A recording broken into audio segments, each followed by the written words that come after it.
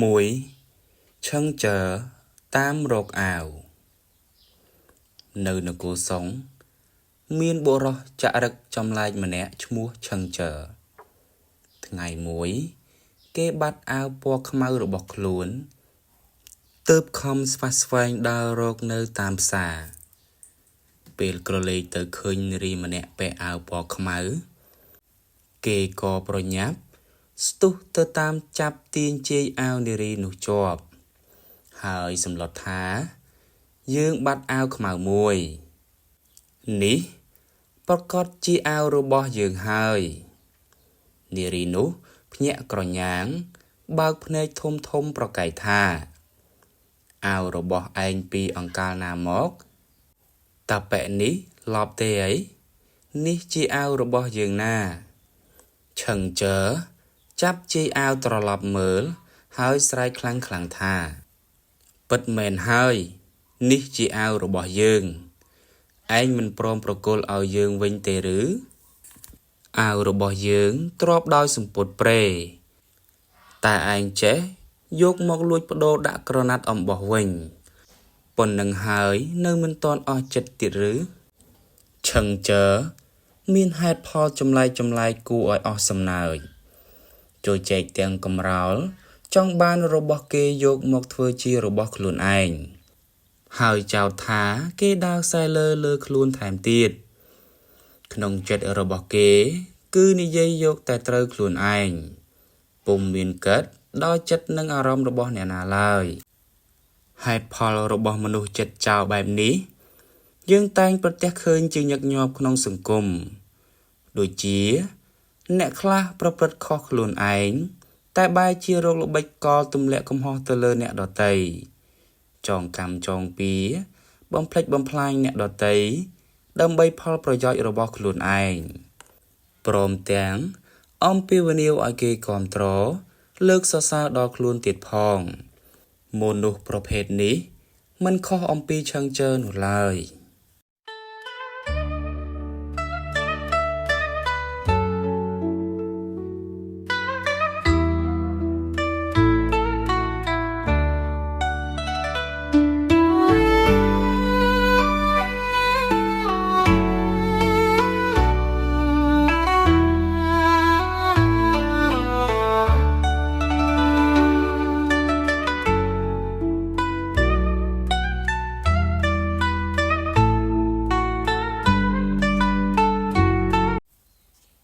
2ខុងជឺនិងសិស្សថ្ងៃមួយជើស៊ីជាសិស្សម្នាក់របស់ខុងជឺបានសួរទៅខុងជឺថាយួនយុនជាមនុស្សមានធម៌មេត្តាល្អជាងយើងខុងជឺឆ្លើយជឺស៊ីសួរបន្តចុះជឺកុងវិញជាមនុស្សយ៉ាងណា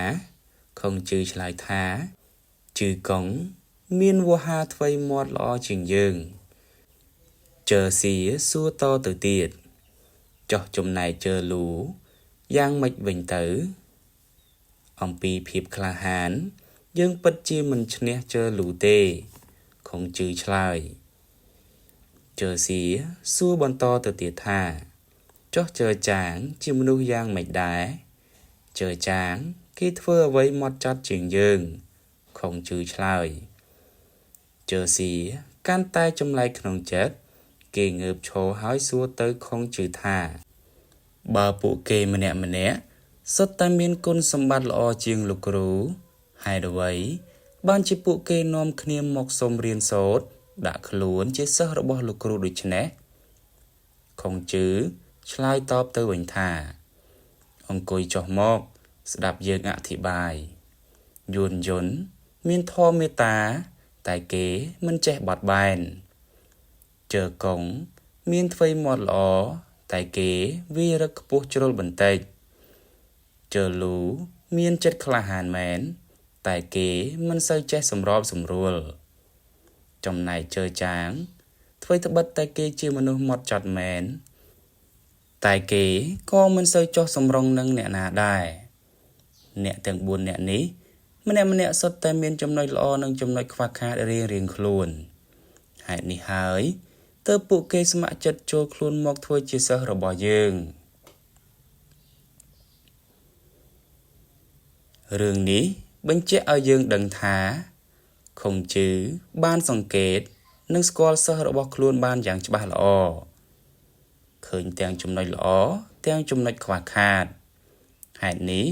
ទើបបានជាគាត់វាយតម្លៃសិស្សបានយ៉ាងត្រឹមត្រូវមនុស្សយើងមិនអាចមានតែគុណសម្បត្តិហើយគ្មានគុណវិបត្តិឬមានតែគុណវិបត្តិហើយក៏គ្មានគុណសម្បត្តិនោះដែរមនុស្សឆ្លាតគឺអ្នកដែលចេះស្រង់យកគុណសម្បត្តិអ្នកដទៃយកមកបំពេញចំណុចខ្វះខាតរបស់ខ្លួននោះឯង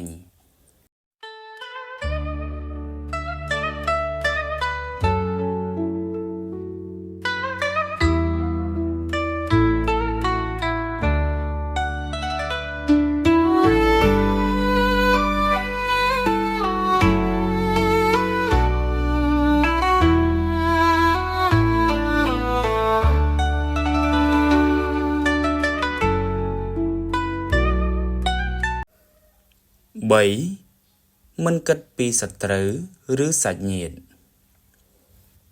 ព្រះមហាក្សត្រភីនកុងនៃនគរជីន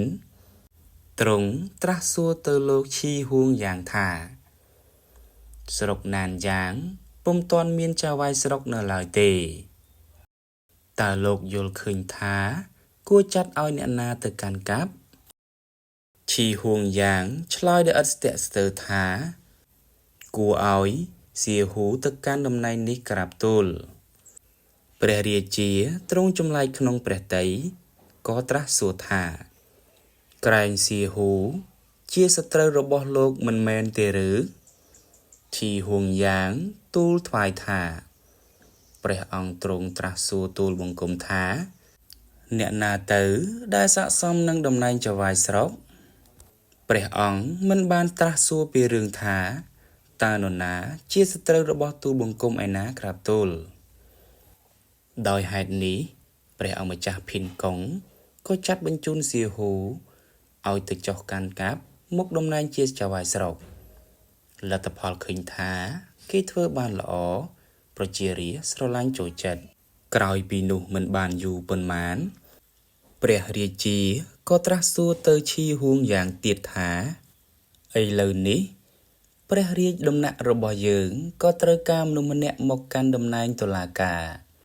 តើលោកគួរដាក់អ្នកណាឈីហួងយ៉ាងឆ្លើយថាគួរប្រគល់តំណែងនេះឲ្យទៅឈីវូក្រាបទូលព្រះមហាក្សត្រទ្រង់ចម្លែកព្រះទ័យឈីវូជាកូនបង្កើតរបស់លោកហ៊ានស្នើតែងតាំងកូនរបស់ខ្លួនឯងឲ្យធ្វើតុលាការដូច្នេះមិនខ្លាចអ្នកផងគេនិន្ទាទេឬឈីហួងយ៉ាងទូលឆ្លើយថាព្រះអង្គទ្រង់ត្រាស់សួរទូលបង្គំថាតើអ្នកណាទៅ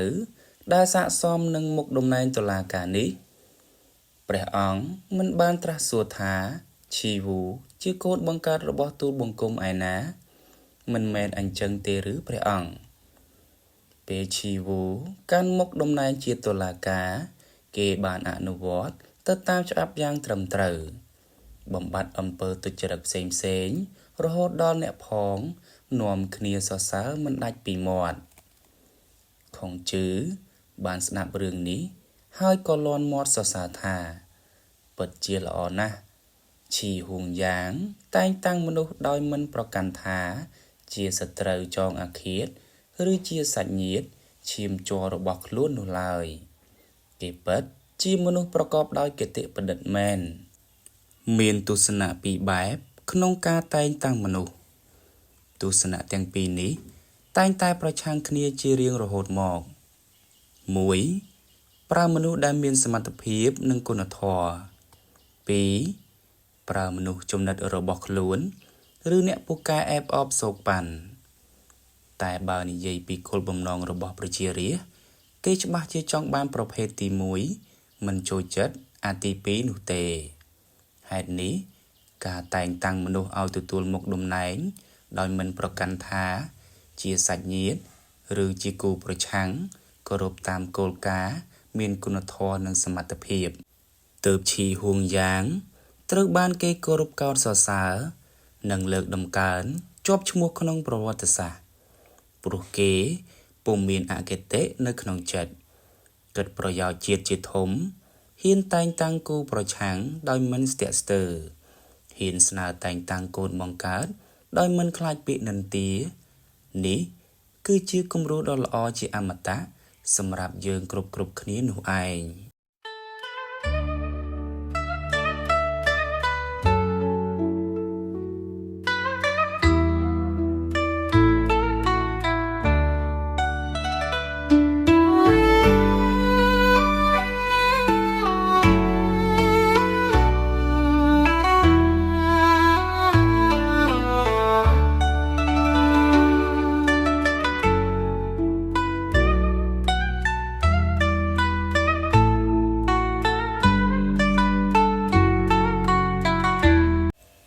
4ប្រហារកូនឯងសំណាក់ហ្មជាសំណាក់របស់ក្រុមអ្នកប្រាជ្ញដ៏សំខាន់មួយនៅក្នុងសម័យឈុនឆាវសមាជិករបស់សំណាក់ហ្មមានក្រិតក្រមក្នុងការគោរពវិន័យយ៉ាងតឹងរ៉ឹងបំផុតលៀងអ៊ីជាមេដឹកនាំរបស់សំណាក់ហ្មក្នុងនគរឈិនថ្ងៃមួយកូនប្រុសរបស់គេបានប្រព្រឹត្តខុសពីបទសម្លាប់មនុស្សហើយត្រូវទាហានចាប់ខ្លួនបានព្រះរាជានគរឈិនព្រះអង្គម្ចាស់ហ៊ុយទ្រង់ជ្រាបរឿងនេះបានត្រាស់ហៅលៀងអ៊ីឲ្យចូលគាល់ពេលនេះលោកក៏មានអាយុច្រើនដែរព្រមទាំងមានកូនប្រុសស្នងត្រកូលតែម្នាក់គត់យើងមិនអាចសម្រេចចិត្តឲ្យគេយកកូនរបស់លោកទៅប្រហារជីវិតបានឡើយយើងបានបញ្ជាឲ្យគេប្រឡែងកូនរបស់លោកទៅវិញហើយហេតុនេះសូមលោកស្ដាប់តាមការយោគយល់របស់យើងម្ដងចុះលៀងអ៊ីក្រាបទូលថ្វាយថាច្បាប់របស់សំណាក់ហ្មបានចែងថាអ្នកណាសម្លាប់គេដោយចេតនាអ្នកនោះត្រូវតែទទួលទោសប្រហារជីវិតអ្នកណាបង្កឲ្យអ្នកដទៃមានរបួសអ្នកនោះត្រូវតែទទួលទោសអ្វីទាំងនេះ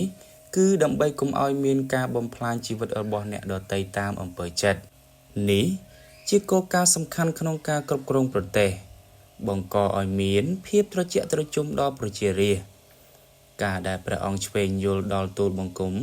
ដែលមានអាយុចាស់ណាស់ទៅហើយនិងម្យ៉ាងទៀតទូលបង្គំអាចនឹងមិនមានកូនបន្តវង្សត្រកូលនេះ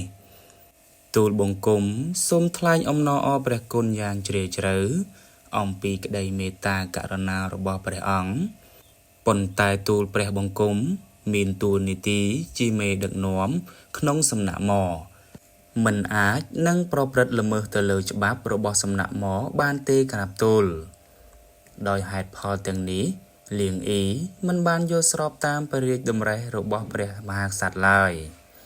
ព្រះមហាក្សត្រក៏បានបញ្ជាឲ្យគេប្រហារជីវិតកូនប្រុសរបស់លៀងអ៊ីស័ក្តិសមទៅតាមកំហុសរបស់ខ្លួនទៅ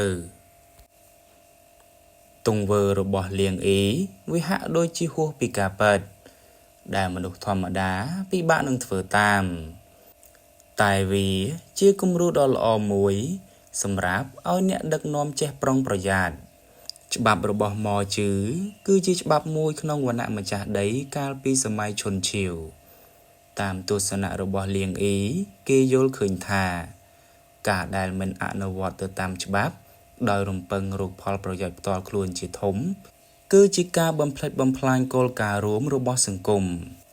ទោះបីជាត្រូវបាត់បង់កូនដើម្បីស្នងត្រកូលដែលនេះគឺជាគ្រោះកម្មដ៏ធំធេងមិនអាចកាត់ថ្លៃបានរបស់គេសូម្បីតែព្រះមហាក្សត្រហ៊ុយក៏មិនអាចជំទាស់បានដែរម្យ៉ាងទៀតលៀងអ៊ីខ្លួនឯង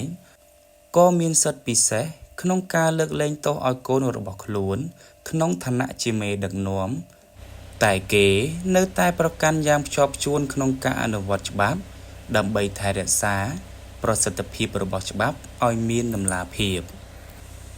សតិសម្បញ្ញៈដែលមិនគិតតែប្រយោជន៍របស់ខ្លួនមិនបិទភ្នែកបិទត្រចៀកធ្វើមិនដឹងមិនឮព្រមឲ្យគេអនុវត្តច្បាប់ទៅលើកូនរបស់ខ្លួនជាប្រការដ៏មានអត្ថន័យបំផុតសម្រាប់លោកអ្នកពិចារណាដើម្បីការពារអ្វីៗកុំឲ្យវាជ្រុលជ្រោះនាំឲ្យហួសពិបាកកែមកវិញ